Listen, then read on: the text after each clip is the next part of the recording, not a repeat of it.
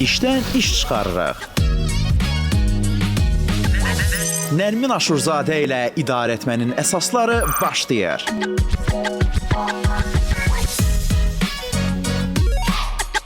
Salam, hər vaxtınız xeyir olsun. Bugünkü söhbətim 4-cü yüksəliş müsabiqəsinin daha bir qalibi olan Aslan Həsənlidir. Biz onunla birlikdə və Aslan bəyin öz təklifi ilə məhz draft fəlsəfəsi, induktiv yanaşma əsasında effektiv komanda quruculuğu haqqında danışacağıq. Birinci onu soruşmaq istəyirəm ki, adı niyə belə çətin seçmisiniz? Xoş gördük. Əslində adı çətin seçmək deyəndə düşünürəm ki, çətinlikdən daha çox bu mənim öz yanaşmamın elmi nəzəriyyədə əksini ifadə edir desəm daha doğru olar. Bu fəlsəfəni mən gündəlik iş həyatında tətbiq etdiyimiz yanaşmaları araşdırarkən bu hansı nəzəri çərçivəyə, frameworka uyğun gəlir, onu axtaranda baxdım ki, bu demə 20-ci əsrin ortalarında artıq Amerikada idman sahəsində draft fəlsəfəsi adı altında tətbiq olunurmuş. Çox maraqlıdır ki, bu idman sahəsində başlayıb. Draft barədə məlumat versəm, birinci ABŞ-da, NFL-də, yəni National Football League-də başlayan bu məsələ daha çox orada liqanın maraqlılığını saxlaya bilmək üçün komandaların bərabər güclü olmağını təmin etməyə çalışırdılar və bu səbəbdən seçim mərhələsi var idi. Gənc potensialların seçim mərhələsində zəif komandalara öncəlik verirdilər ki, onlar seçim etsinlər və buradan formalaşan... Yəni nəyin seçimi? Kiminlə mübarizə aparmaq istəyirlər? Yox, komandaya kimlərin cəlb olunacağı ilə bağlı seçim mərhələsi var idi. Biz güclülər seçmir ki? Dediyim kimi, burada o yanaşmanın ilkin tətbiqində məqsəd həmin vaxtı ABŞ-da bu futbola olan marağı artırmaq və liqanın cəlbediciliyini artırmaq məqsədi ilə komandalardakı o güc bərabərsizliyini aradan qaldırmaq məqsədi ilə olub. Amma biznes həyatına bu tamam fərqli əks olunubdur. Aydın. Hələ də amma tətbiq olunur da, idmanda, basketbolda falan mən bildiyim qədərilə. Bəli, iş həyatında da xüsusilə. İş həyatında bunu necə edirlər? Necə tətbiq edirlər? Draft sözü bilirsiniz də, yəni hərfi tərcümədə qaralama deməkdir. Yəni biz hər hansı bir müqavilənin və ya layihənin və ya hansısa bir planın əvvəlcə draftını hazırlayırıq, sonra o artıq ən son versiyaya gəlib çıxa bilər. İş həyatında draft fəlsəfəsinin tətbiqi ondan ibarətdir ki, biz hansısa bir axtarışda olan zaman komandanı gücləndirmək üçün biz insanın keçmiş təcrübəsi ilə bərabər onun potensialına baxırıq. Yalnız, yəni biz burada sadəcə onun CV-si ilə kifayətlənmirik. Nümunə üçün hər hansı bir insan keçmiş iş həyatında çox uğurlu ola bilər, hansısa bir sistemin içərisində. Amma sizin hazırda axtardığınız sistemə uyğun onun potensialı yoxdursa, bu draft fəlsəfəsinə uyğun seçimdə məqsədə uyğun olmayacaq deməkdir. Adamın təcrübəsindən çox, keçmiş çalışdığı şirkətlərdə nə iş görüb, bundan çox sadəcə müsahibə aparmaq lazımdır ki, bizə nə qədər uyğundur. Bəli, yəni anlamaq lazımdır ki, bu hazırdakı bacarıqlarından daha çox mövcud sizin qurmaq istədiyiniz sistemdə hansı dəyəri yarada bilər və öz potensialını necə realizasiya edə bilər. Məsələn, mən çox sevdiyim əslində bir üsuldur, potensiala uyğun seçim etmək. Amma bunu belə necə əsaslandırmaq olur ki, qarşı tərəfin potensialını necə başa düşürlər? Mənə elə gəlir ki, bu bəzən intuitiv sadəcə baş verir. Sən hiss edirsən ki, bu adamda nəsə var. Təbii, yəni müsahibə və seçim mərhələləri bir insanı kəşf etmək üçün məncə çox məhdud imkanlar təqdim edir. O səbəbdən də elə korporativ həyatda sınaq müddəti deyilən bir anlayış var ki, 3 ay, maksimum 3 ay müddətində biz həmin insanın potensialını anlamağa çalışırıq. Potensialı anlamaq nədən ibarətdir? Yəni bu insan nə qədər adaptivdir? Dəyişən vəziyyətlərdə nə qədər dəyər yarada bilir. Eyni zamanda tənqidə nə qədər açıqdır, yeniliyə nə qədər açıqdır, öyrənməyə nə qədər açıqdır. Hər hansısa bir konstruktiv tənqid olduqda bu ona qarşı özünü qapadırmı, yoxsa öz inkişafı üçün bunu bir fürsətmi kimi görür? Biz burada insanların potensialını kəşf etməyə çalışırıq. Amma özün qapatması tənqidə qarşı bu həmişə onun asılı olan bir məsələ deyil də. Bəzən tənqid elə etmək lazımdır ki, qarşı tərəf onu qəbul edə bilsin. Təbii, ona görə də konstruktiv tənqid çox önəmlidir ki, biz tənqid etdikdə, ümumiyyətlə tənqid şəxsə yönəlməməlidir da, prosesə və işin gedişatına yönəlməlidir, nəticələrə yönəlməlidir ki, biz bu nəticəni necə inkişaf elətdirə bilərik, hansı dəyişiklikləri etməliyik ki, növbəti mərhələdə biz eyni nəticəni əldə etməyək, daha yaxşı nəticə əldə edə bilək. Elə burada da vacib olan odur ki, deduktiv yox, induktiv komanda quruculuğundan biz danışaq ki, hazırda biz hansısa bir vakansiya üzrə hansısa namizəd axtarmaqdan daha çox görüşdüyümüz namizədin komanda quruculuğunda komanda üçün hansı yeni dəyəri yarada biləcəyini müəyyən etməkdir. Komanda əgər eyni səviyyədə və eyni baxış açısına sahib insanlardan ibarət bir komanda olarsa, bu harmoniyadan çox monotonluq yaradacaq. Yəni komandada hər növ komanda oyunçusuna əslində ehtiyac var. Burada strateq, analitik, kommunikator, islahatçı və digər növ. Bunlar birləşəndə artıq istənilən nəticə ortaya çıxa bilər. Əks halda hər kəs strategiya üzərində fikirləşməli olsa, icraçı olmasa, o komandadan biz istədiyimiz nəticəni ala bilmərik. Bu qeyd etdiyiniz sahələr üzrə də, yəni ən çox, ən dəyərli kim hesab edilir? Kimə, amma realda məsələn deyin ki, hamı özünə görə dəyərlidir. Kimə daha çox əmək haqqı verilir? Təbii ki, yəni strateji düşünə bilmək, əgər bu insan da gələcək potensial rəhbər və ya cari mövcud rəhbərdirsə, strateq olmaq ən vacib məsələdir. Çünki icraçı lazımdır, amma strateqin özü də bir müddət yəqin ki, icraçılıqdan keçib strateqə doğru gəlib özünü yetişdirib çatdırıbdır. Məncə strateq komandanın içində mövcud olmalı. Burada mən hansı nöqtəyə gəlib çıxa bilərəm? Core team məsələsinə. Strateqlər əsasən kök komandanı formalaşdıran 4-5 nəfərlik üzvdən ibarət insanlar olsa kifayət edir ki, o komanda uğurlu ola bilsin. Siz o kök komanda ilə komanda dəyərlərini müəyyən edirsiniz, komanda hədəflərini müəyyən edirsiniz və bu hədəfə gediləcək yolu, roadmap-i müəyyən edirsiniz. Yerdə qalan digər insanlar, bu kommunikator, bunu düzgün kommunikasiya edə biləcək bir komanda üzvünə ehtiyacınız var. Komandanın motivasiyasına müsbət təsir edəcək, enerji verən bir komanda üzvünə ehtiyacınız var. Bu çox vacibdir ki, yaxşı nəticə əldə edə biləsiniz. Hə, və bəzən o insanları, məsələn, komandada balansı saxlayan, harmoniyanı yaradan, onların varlığı əslində çox da hiss olunmur. Məsələn, strateq qədər cəlbedici deyil də. Başa düşmürsən bu adam əslində nə edir. Amma o gedəndən sonra başa düşürsən ki, nəsə elə bil əvvəlki kimi deyil. Mən sizinlə tamamilə razıyam. Məncə elə yəni söhbət komanda quruculuğundan gedirsə, burada rəhbər liderlikdən də getməlidir. Əsl lider o fərqi anlaya biləcək və o görünməyən sualtı işləyən qayıqların da potensialını dəyərləndirə biləcək lider olmalıdır ki, onlar getdikdən sonra o axsamanı yəni reaktiv yanaşmasınlar da, proaktiv yanaşa bilsinlər. Başa düşsünlər ki, bu insanlar öz işlərinin təqdimatında bəlkə də müəyyən çətinliklər yaşasalar da, onlar öz-özlüyündə ciddi bir dəyər yaradırlar. Eyni zamanda dəyər yaratmaq mövzusunda biz bəzən onu görürük ki, X bir adam Y bir pozisiyada, vəzifədə istənilən dəyəri yarada bilmir və onun potensialı əslində başqa yerdədir. Mənim hazırda çalışdığım şirkətdə də olub ki, biz müsahibə vaxtı düşünmüşük ki, çox yaxşı dəyər yarada biləcək bir əməkdaş olacaq komandada. Təəssüf ki, komandanın dinamikləri, sektorun tələbləri göstərib ki, istədiyimiz nəticəni ala bilmirik. Biz həmin insanla çox xoş şəkildə sağollaşmışıq və o bugün qlobal brendlərdən birində işləyir.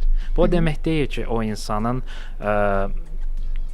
peşəkarlığında bir problem var. Yox, o sistemə uyğun dəyər yarada bilir, yoxsa yox, vacib olan budur. Əlbəttə, yəni əvvəlki sistemdə özünü göstərə bilməyibsə, deməli günah onlarda olub. Bəli.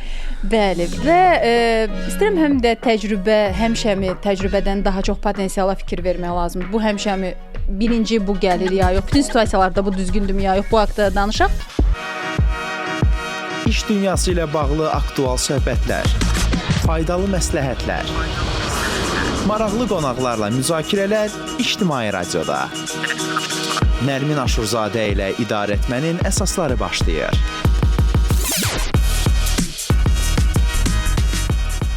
Dördüncü yüksəliş müsabiqəsinin qaliblərindən biri Aslan Həsənli studiyamızdadır. Onunla birlikdə biz komanda quruculuğu haqqında danışırıq. Burada hansı fəlsəfələr, hansı yanaşmalar var. Bununla bağlı müzakirəmiz davam edir. Amma təbii ki, yüksəlişlə bağlı da suallarım olacaq. Amma orada qalmışdıq ki, nə vaxt təcrübəyə fokus olmaq daha çox lazımlıdır, nəinki potensiala. Təbii, draft fəlsəfəsi özündə potensial dedikdə bunu sadəcə təcrübəni inkar etmək mənasında bildirmir ki, biz yalnız gənc istedadlara fokuslanmalıyıq. Təcrübəli insanların da potensialı fərqli istiqamətlərdə mümkün ola bilər. Yəni, onların adaptivliyi, cari vəziyyətə nə qədər sürətlə uyğunlaşır, eyni zamanda öyrənmə istəyi.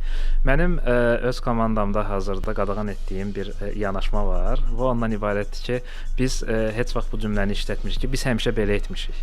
Bu bizim üçün yəni qırmızı xəttdir. Biz həmişə belə etmişiksə, ola bilər ki, biz həmişə yanlış etmişik. Bunu mütləq dəyişdirmək. Bunun öz adaptivliyin bir göstəricisidir. Eyni zamanda mən sizə Bunu adətən amma rəhbərlər deyir də deyəsən. Biz çünki əməkdaş nəsə təklif edəndə deyir ki, bilirsən biz əvvəl həmişə belə etmişik də. Mən belə düşünürəm ki, müşahidəmə görə belə olur.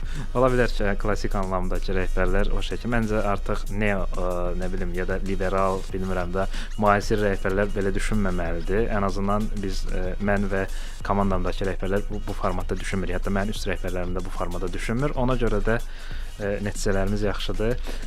Eyni zamanda mən o qeyd etdiyiniz o təcrübə ilə bağlı bir Apple-dan nümunə çəkmək istəyirəm. Steve Jobs ilk Apple komandasını formalaşdıran zaman Macintosh-u istehsala buraxmamışdan əvvəl o çox müxtəlif sahələrdən müxtəlif insanları, hansı ki, texnologiyaya marağı olan musiqiçiləri, sənət adamlarını, hətta digər sahələrdən olan insanları cəlb etmişdi və onların potensialından ən mükəmməl məhsul necə yaratmaq olar, burada istifadə etmişdi. Yəni təcrübə potensialı inkar etmir. Hə, amma biz çünki potensial deyəndə daha çox yəni ki, bu nəzərdə tuturuq ki, hələ o sahədə olmayıb, amma potensial var ki, o sahədə çalışsa daha böyük uğurlar əldə edə bilər. Çünki mən ilk deyəndə ağlıma daha çox bu gəlirdi əslində. Razıyam. Yəni potensial odur ki, realizasiya olunmamış bir gücdür. Yəni əslində mahiyyət etibarilə doğru deyil. Bunun üçün doğru uyğun mühit necə olmalıdır ki, adamda çünki hər potensialı olan gəlib onu aça bilmir yekunda. Məsələn, nümunə üçün mən bilirsiniz də hazırda marketinq sahəsində çalışıram. Marketinq elə bir sahədir ki, burada birdən çox fərqli istiqamət var. Layihə idarə edilməsindən tutmuş analitikaya, yaradıcı komandaya, kommunikasiya komandasına və s. Yaradıcı komanda üçün mən düşünürəm ki, çox hətta həddindən artıq çox demokratik bir mühit formalaşdırılmalıdır və onlara şərait yaradılmalıdır ki, onlar istənilən fikri, istənilən ideyanı, istənilən kreativi rahat şəkildə təqdim edə bilsinlər. Əgər onlar istənilən ideyanı təqdim edə bilməyəcəkləri, məhdudlaşdırıldıqları və düşündükləri ki, onların təqdim etdiyi ideyalar həmin anda rədd cavabı alacaq, belə halda öz potensiallarını ortaya qoya bilməzlər. Yəni potensialı bu formada üzə çıxartmaq lazımdır ki, yəni fikirlərin səslənməsinə şərait yaratmaq lazımdır deyə. Hə, amma bütün ideyalar da heç də həmişə qəbul olunmur. Bütün təkliflər həmişə nə gözəl təklifdir, bu deyilmir. Yəni həyatda da, işdə də və s. Ona görə burada bəs adam özündə o immuniteti necə yaratmalıdır ki, mənə yox deyiləndə belə yenə təşəbbüskarlığımı qoruyum? Mən düşünürəm ki, bu komanda mədəniyyətindən, komandanın o ruhundan, hansı ki, buradan formalaşmalıdır. Biz komanda olaraq müəyyən etməliyik ki, biz nələri doğru qəbul edirik, nələri doğru qəbul etmirik. Biz komanda olaraq anlayanda ki, biz yüzlərlə təklif verə bilərik, amma onun sadəcə bir neçəsini reallaşdırmağa və uyğunlaşdırmağa imkan var. Onda heç kim bundan küsüb incimir. Yəni hər kəs başa düşür ki, bu demotivasiya olmalı bir şey deyil. Əksinə daha çox çalışmağa məcbur edən bir faktordur. Mən istəyirəm ki, siz draft yanaşmasını biraz daha açasınız və məsələn, məhz bu üsulla seçilmiş əməkdaşlar necə inkişaf etdirmək lazımdır? Draft fəlsəfəsi potensialdan bəhs etdiyi üçün mən düşünürəm ki, bu formatda əməkdaşları mən nümunə üçün öz təcrübəmdən bir кейsi danışa bilərəm sizə. Keçən ilin əvvəlləri biz tamamilə marketinq və kommunikasiya sahəsinə yad olan bir gənc amma potensialı, xaricdə təhsil almış, yaxşı fərdi kommunikasiya bacarığı yüksək olan bir şəxslə müsahibə keçirdik və onun indiyə qədər heç bir məlumatı olmayan çöl reklamları, out of home dediyimiz reklamlar üzrə mütəxəssis kimi işə götürdük. Və insan sadəcə bir ay ərzində müəyyən texniki bilikləri ötürmə halında əldə edərək istənilən nəticəni əvvəlki təcrübəli mütəxəssisdən belə daha yaxşı verməyə başladı. Amma bu da təkcə sadəcə potensial deyil də. Siz kifayət qədər təhsil almış, özünə yatırım etmiş, artıq özünü inkişaf etdirilmiş bir insanı seçmisiniz. Mən potensiala uyğun seçim deyəndə o hələ özünə yatırım etməyib, o kəşf etməyə var kimisə. O özünün də bəlkə xəbəri yoxdur ki, o bu sahədə uğurludur. Bunun üçün də nümunə göstərə bilərəm. Məsələn, mənim komandamda elə bir rəhbər şəxslər var ki, onların ümumiyyətlə ali təhsili yoxdur. Sadəcə olaraq onlar öz təcrübə, iş mühitində, peşəkar karyeralarında özlərini elə yetişdiriblər və biz baş mütəxəssis kimi işə başlayan insan qısa müddət ərzində, 6 ay ərzində şöbə müdirinə artıq yüksəlib. Amma ali təhsili yoxdur. Xeyr, heç bir ali təhsili yoxdur. Yəni bu sizin üçün vacib deyil. Təbii ki deyil. Mən yəni düşünürəm ki, nəticə vacib olmalıdır. və biz istədiyimiz nəticəni də ondan əldə edə bilirik. Aydındır. Menecer özü məsələn bir çox hallarda deyirlər ki, artıq müasir liderlər özləri mentor olmalıdır, coach olmalıdır. Məsələn, siz bunu necə başa düşürsüz?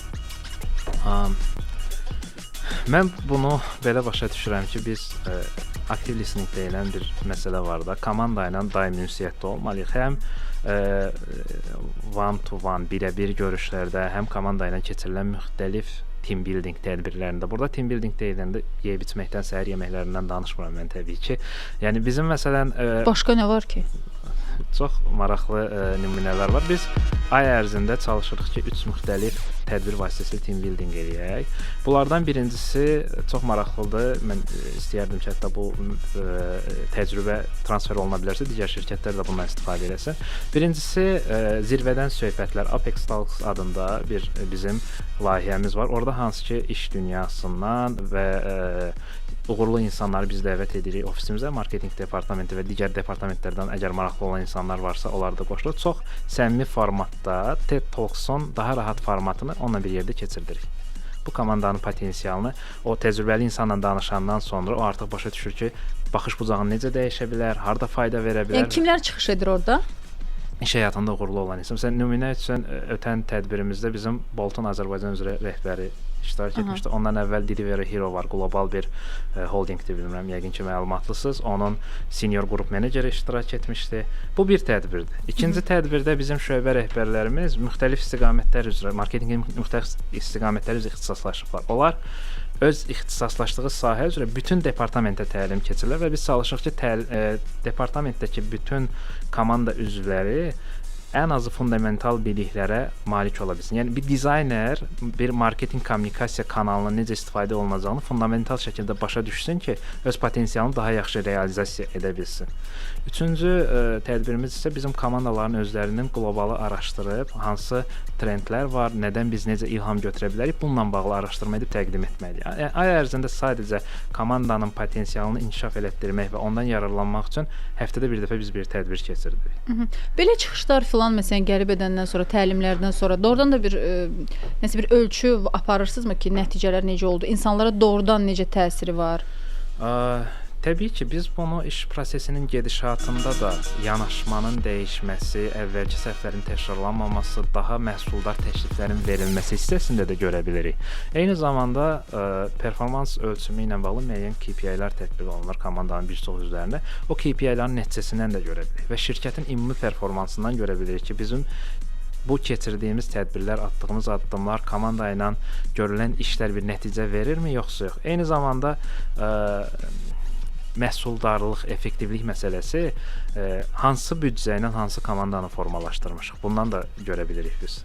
Biz adətən komanda quruculuğundan danışanda hər dəfə menecer tərəfdən daha çox danışırıq da, necə adamlar seçməlidir, onlarla necə düzgün adaptasiya və s. Amma indi gəlin bir də əməkdaş tərəfdən məsələyə baxaq. Çünki ola bilər ki, səni çox arzuladığın bir işə, bir şirkətə qəbul edirlər, amma sənə uyğun olmayan komandadır. Ora gedəndə artıq necə davranmaq lazımdır, necə uyğunlaşmaq? Yəni səndən nə asılı olur? Elə burada bayaq danışdığımız məsələ əslində adaptivlik çox önəmlidir ki, yəni mənim indiyə qədər təcrübəmdən yola çıxaraq deyə biləcəyim fikir ola bilər ki, oyunun qaydasına görə oynamaq lazımdır. Ya sən o oyunun qaydaları ilə razılaşırsan, ona adaptasiya olursan və həyatda qalırsan, ya da razılaşmırsan, özün üçün yeni bir oyun meydançası axtarmağa çalışırsan. Yəni başqa üçüncü bir seçim mənim ağlıma gəlmir hazırda. Xüsusi meyarlar var. Məsələn, başa düşəsən ki, bu komanda sənə uyğundur, yoxsa uyğun deyil? Məncə burada daha çox fərdi seçimlərdən söhbət gedir də. Yəni atıram X bir şəxs düşünür ki, onun iş saatları daima flexible olmalıdır və o məsafədən çalışa bilməlidir. Y bir şəxs düşünür ki, onun iş saatları ərzində heç kim ondan soruşmamalıdır ki, o nə işlə məşğuldur. O sadəcə nəticəyə cavabdeh olmalıdır. Y adam isə düşünür ki, daima ondan kimsə report istəməlidir. Əgər report istəmirlərsə, demək bir tələb yox. Bu fərdi olaraq çox dəyişkənlik göstərə bilir. Yüksəlişdə bəs bunun öhdəsinə necə gəldiniz? Məsələn, tanımadığınız insanlarla birlikdə komanda olmaq? Yüksəlişdə bunun öhdəsindən necə gəldim? Bilmirəm, sadəcə olduğum kimi davrandım. Bu bilirəm çox şablon səslənir. Yəni yəqin ki, bu fikri bir neçə dəfə siz eşitmisiniz. Cavabım yoxdur açıq. Nə yaxşı cavab. Çox rahat oldu. Yox da hər şey axı belə intuitiv, sadəcə səmimi davrandım, bitdi. Elə olmur.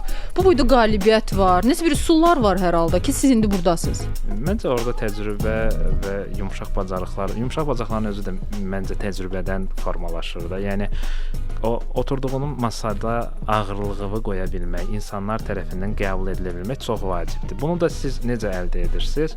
Səsləndirdiyiniz fikirlərin əsaslı və adekvat olmağından.